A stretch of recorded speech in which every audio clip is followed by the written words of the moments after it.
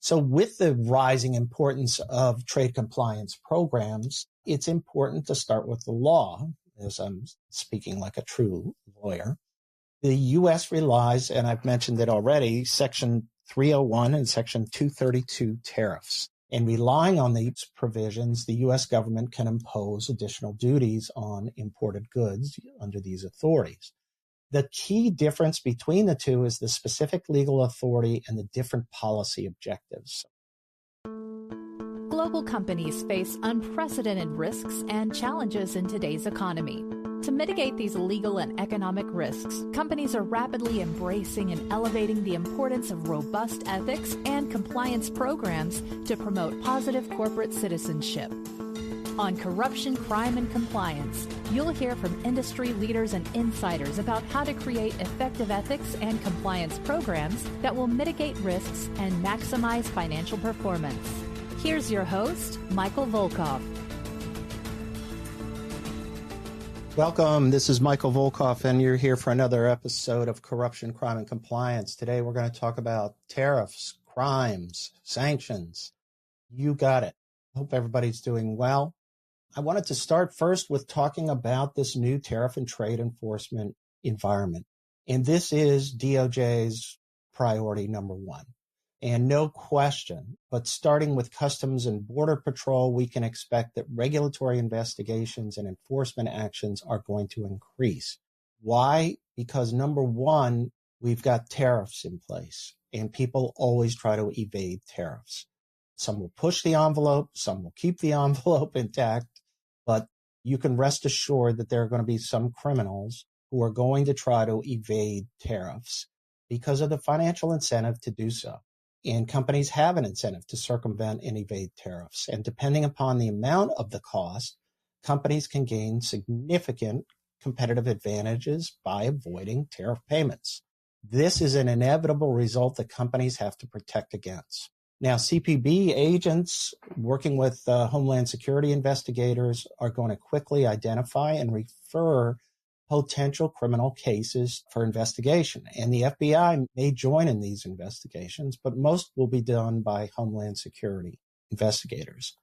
So with the expansion of tariffs under Sections 301 and 232, and I'm going to talk about that in a little bit, companies have to be alert to the common tariff evasion schemes, including undervaluation of goods, misclassification of imports under HTS codes, transshipment through third countries to disguise origin, false certification of origin, and division of shipments to avoid thresholds.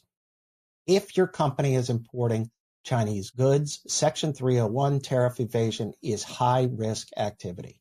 Further, forced labor enforcement under the Forced Labor Prevention Act applies to high-risk industries in China, including solar panels, textiles, electronics, furniture.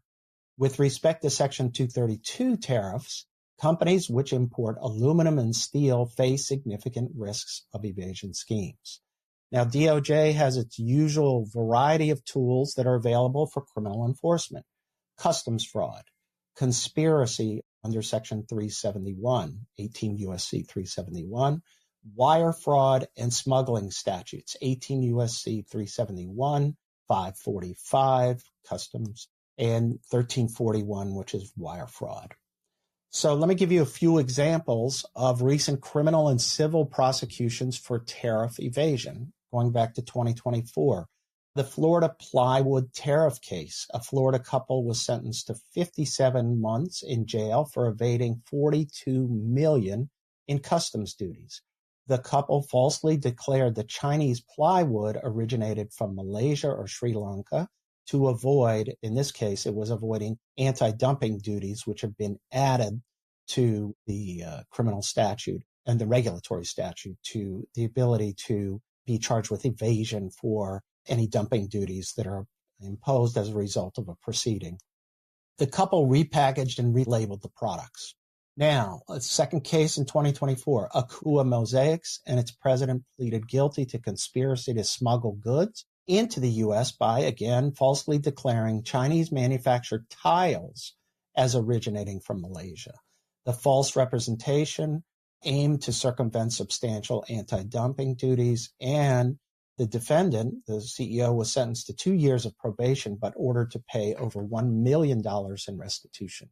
Miami businessman was charged with transshipment of tires in 2024. Miami businessman was charged with smuggling for evading tariffs on Chinese truck tires. The businessman routed the tires through countries like Canada and Malaysia, misrepresenting their origin to U.S. authorities. And in addition, we have Evolution's Flooring, which pays $8.1 million in 2025 for submitting false declarations stating that Chinese manufactured multi-layered wood flooring originated from Malaysia. And this allowed the company to evade significant anti-dumping and countervailing duties. So DOJ is building now coordinated teams among CPB, HSI, and FBI agents to target tariff and trade enforcement.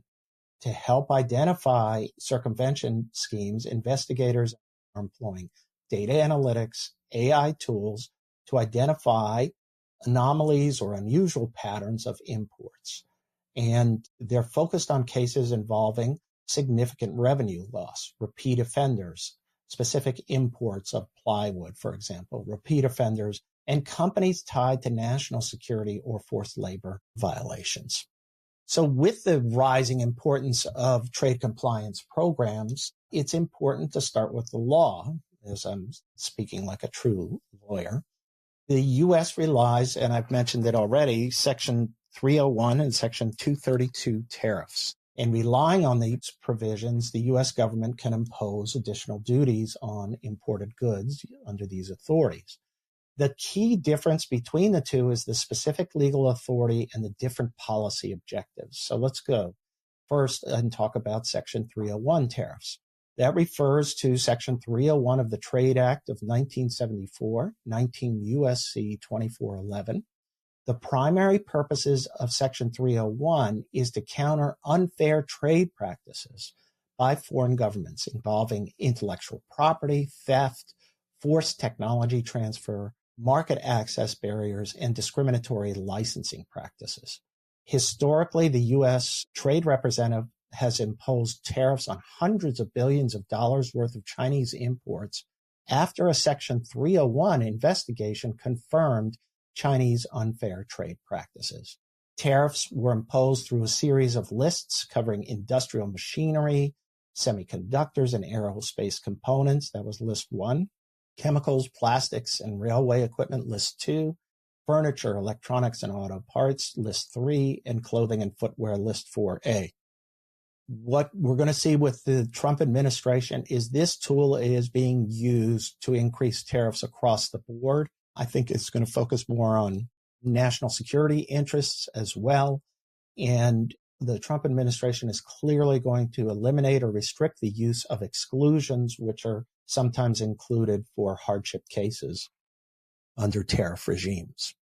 Now, Section 232 tariffs refers to Section 232 of the Trade Expansion Act of 1962, 19 U.S.C. Section 1862.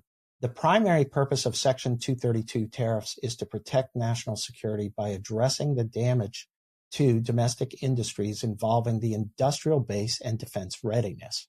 And historically, the U.S. Commerce Department has relied on Section 232 to impose tariffs on steel and aluminum imports because they threaten U.S. national security. Further, Section 232 tariffs have been used to establish country-specific deals and quotas, as well as tariffs on automobiles and car parts. Initially, a 25% tariff was imposed on steel imports and a 10% tariff was imposed on aluminum. In 2025, the Trump administration increased these to 50% for both steel and aluminum imports. The steel import tariffs covered flat-rolled products, bars, rods, angles, shapes, and sections.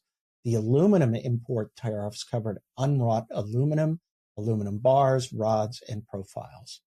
In early 2025, the Trump administration raised tariffs across the board in Chinese imports, citing intellectual property theft and forced technology transfers. In May 2025, the U.S. and China agreed to the 90-day pause and reduction in certain tariffs by 115%, while maintaining a baseline 10% tariff.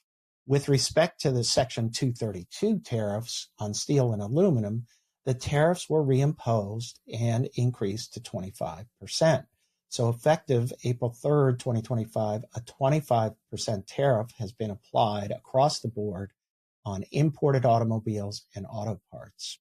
And the Trump administration has now initiated new Section 232 investigations of imports of semiconductors, copper, timber, and pharmaceuticals. And pharmaceuticals is going to be a huge one. And recently, on May 28th, 2025, the U.S. Court of International Trade ruled that the IEEPA-based reciprocal tariffs exceeded the president's authority, but that ruling was stayed pending further appeals, and that's still going on, the appellate process. And the reciprocal tariffs have now been reinstated. So that's where we are, and it's an interesting environment. This is an environment where we have to adjust our risk priorities to look at trade and look at tariff compliance. These are big issues and one that is going to be aggressively prosecuted and subject to heightened scrutiny. All right, folks, that's it for this week. We'll see you next week with another episode of Corruption, Crime, and Compliance. If you enjoyed this episode, the best way to support the show is by subscribing on your favorite listening platform. To learn more and connect with Michael Volkov, go to volkovlaw.com.